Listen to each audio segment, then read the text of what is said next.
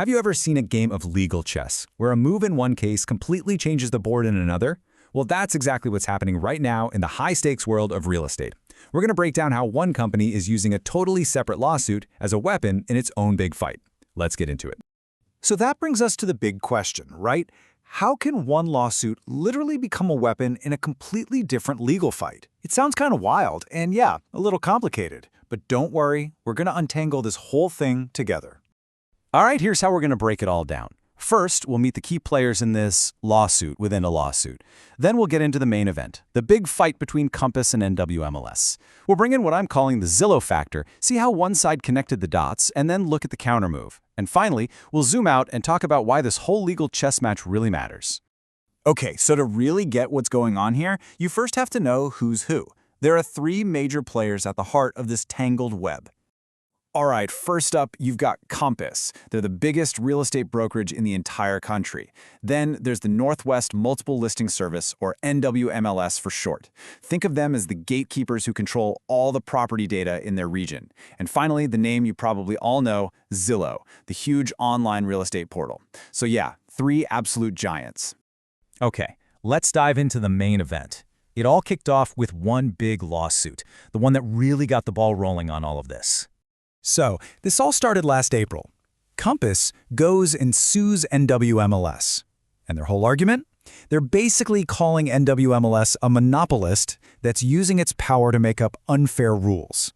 But NWMLS fired back, saying, hey, hold on, our rules are absolutely necessary to keep the market fair and competitive for everybody.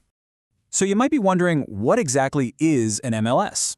Well, the easiest way to think about it is like a private, exclusive database for real estate brokers. It's where they share all their listings and cooperate with each other. But here's the catch. To get access to this treasure trove of data, you have to join their club and play by their rules. And that gives groups like NWMLS a ton of power in their local markets. Okay, so while that first big fight is going on, there's another legal battle happening on the side. At first, it seems totally separate. This one's between Compass and Zillow. And trust me, this is where the story gets really interesting. So here's the deal with Zillow. They have this rule, right?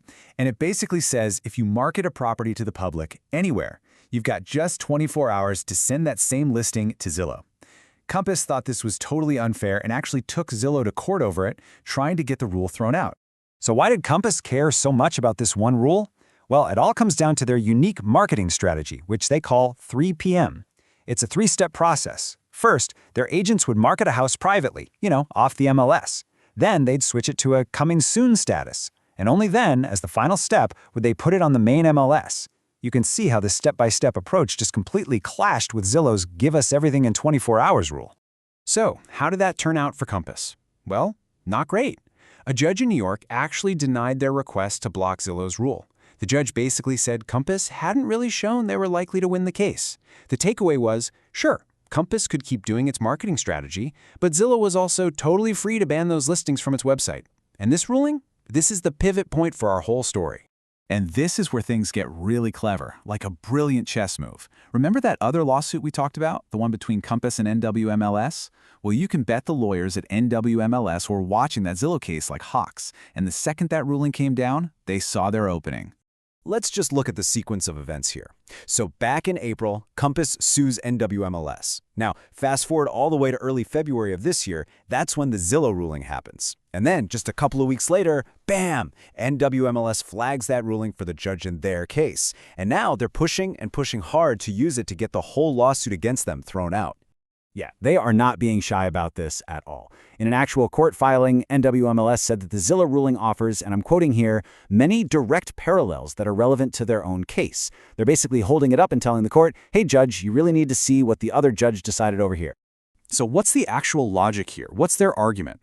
Well, NWMLS is saying, look, that Zillow ruling, it proves how important the buyer's side of a real estate deal is. Then they point out that Compass, in its lawsuit against them, only talks about how sellers are being harmed.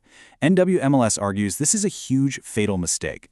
They say their rules actually help competition by benefiting buyers. And since Compass completely ignored that side of the equation, their case is totally one-sided and should just be dismissed. Pretty clever, right? But like I said, this is a chess match. And Compass isn't just going to let that happen. For every move, there's a countermove, and Compass has a very clear answer to this new strategy. Oh yeah, Compass fired right back. In their legal response, they argued that all the similarities NWMLS was trying to point out were nothing more than, and I love this phrase, false parallels. A really sharp, direct way of saying, nice try, but no. So Compass's whole argument is that you just can't compare these two cases. They're fundamentally different. Think about it. One is about the rules of a private company's website. The other is a major antitrust case, we're talking monopoly law, against an MLS that basically controls an entire market. Because the legal issues are so different, Compass says the Zillow ruling has no persuasive value here. In other words, it's irrelevant, and the judge should just ignore this whole attempt to connect them. So why does any of this matter? I mean, it's just a legal spat between a few giant companies, right? Wrong. The way this all plays out could send shockwaves across the entire real estate industry. So, what's the bottom line here? Well, first off, this is just a masterclass in legal strategy, using one case as a weapon in another. But on a much bigger level, this whole thing perfectly captures this huge tension in real estate right now. It's the new, innovative ways of doing business, like Compass's marketing, clashing with the old, established rules of the big players like Zillow and the MLSs. And however this ends, it could set a huge precedent for just how much power these gatekeepers really have. And really, when you strip everything else away, it all comes down to this one massive question. In an industry that's changing so fast, who gets to write the rules? Is it the innovators, the ones trying new things?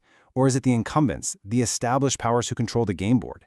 That, right there, is the billion-dollar question at the very heart of this legal chess match.